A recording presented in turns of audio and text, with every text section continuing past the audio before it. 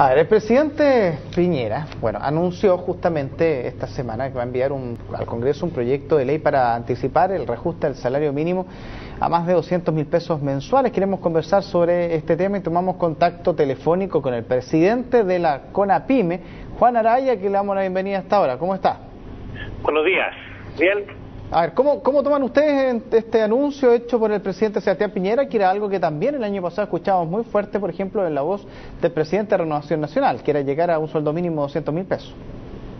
Bueno, esto primero es una sorpresa para todas las pymes. No hay que olvidar que las pymes en Chile dan el 80% de la mano de obra. Y yo creo que un tema que nunca nosotros ni sospechábamos esta propuesta, y nunca se comentó que se podía aumentar el sueldo mínimo. Don Juan, buenos días, le habla Paola Berlín del estudio. Ustedes lo recibieron con sorpresa, nos cuenta, y yo quiero invitarlo a escuchar las palabras de la ministra del Trabajo, pero palabras que ella dio hace 9 meses, justamente a propósito de la pertinencia o no de traspasar la barrera de los 200.000 pesos y la influencia o las consecuencias que eso podría traer especialmente para las empresas más pequeñas, como por ejemplo las de ustedes. Vamos a escuchar esas palabras. ¿Ya? Hacemos un llamado para que realmente paguen lo más posible y que hagan un esfuerzo en temas de capacitación. Nosotros podemos ayudar como gobierno a la capacitación. Hay empresas que desgraciadamente quebrarían con ese tipo de salario mínimo, pero son casos que vamos a mirar.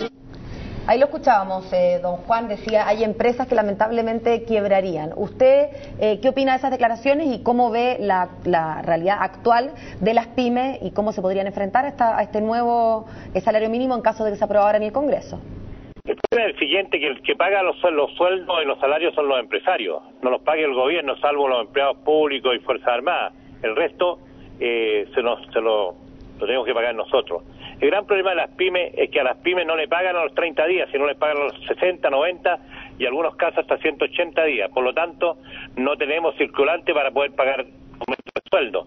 Lo que pasa normalmente cuando el pyme le está yendo bien, está mejorando sus ventas, él aumenta un bono o sueldo, pero no se amarra con un sueldo fijo que sería más de 200.000 pesos. Yo creo que es un tema que nosotros lo vamos a juntar como con una pyme para discutirlo, pero yo creo que estas medidas de orden, porque son medidas políticas, porque esta ley va a pasar rápidamente en el Congreso porque todos van a estar de acuerdo, me imagino, en aumentar los sueldos, pero no del bolsillo de ellos, sino el bolsillo de nosotros. ¿Y ustedes qué prevén con todo esto entonces? Porque al parecer usted lo dijo, esto va a ir directamente al Congreso y si uno saca por conclusión que la mayoría de los parlamentarios el año pasado pedían un sueldo mínimo cercano a los 200.000 pesos, por lo tanto uno cree que no debería haber mayor discusión y se debiese aprobar, a no ser que el muñequeo político por ser un año ya electoral empiece a jugar.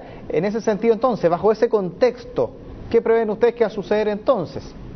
Mire, yo creo que aquí hay varias cosas. Nosotros la semana pasada nos retiramos de una mesa donde estábamos con los supermercados y con la asociación GIP, que son los grandes abastecedores de los supermercados. Nos retiramos en primer lugar porque no son conversaciones en serio. Los grandes grupos económicos, donde nosotros somos parte de la cadena productiva, no les interesa que se mueran las pymes, porque nace otra pyme. Y aquí el gobierno tiene que tratar de mantener de que las pymes sigan viviendo, no que se sigan muriendo. Podemos crear 100.000 empresas y se mueren 80.000. Por lo tanto, yo creo que el tema de los pagos a los pymes es un tema de prioridad absoluta. No sacamos nada con comprometernos en pagar sueldo, porque al final vamos a decir al trabajador, mira, no te vamos a pagar el sueldo oficial, sino vamos a trabajar con la NET. Y todos empezamos a caer en la informalidad. No hay que olvidar que hay 1 millón de empresas pymes informales. Hay 1.600.000 pymes, de los cuales 1 millón están informales. Entonces empezamos a caer en la informalidad. Don Juan, pero miremos el otro lado de la moneda. Efectivamente los números en Chile están positivos. Sabemos que hay crecimiento, sabemos que la gente está saliendo a la calle a gastar plata.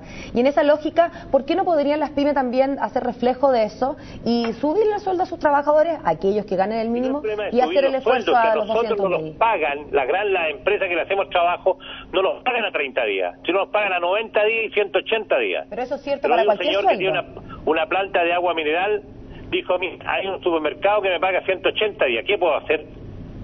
Ya, pero esa realidad que sin duda es compleja para ustedes, es igual sean 193.000 pesos o 200.000 pesos. O sea, tienen que endeudarse si es que no tienen liquidez en caja. Tenemos que darle vuelta porque esto es una medida que nosotros hemos calculado todo para julio para empezar a discutir, no ahora en marzo, Yo creo que una medida política, una medida política. Yo estoy de acuerdo que se entreguen los bonos a la gente que que tengan más problemas, porque marzo es un mes terrible, todo se paga aquí. Por lo tanto, yo creo que hay que darle una vuelta al tema de donde está.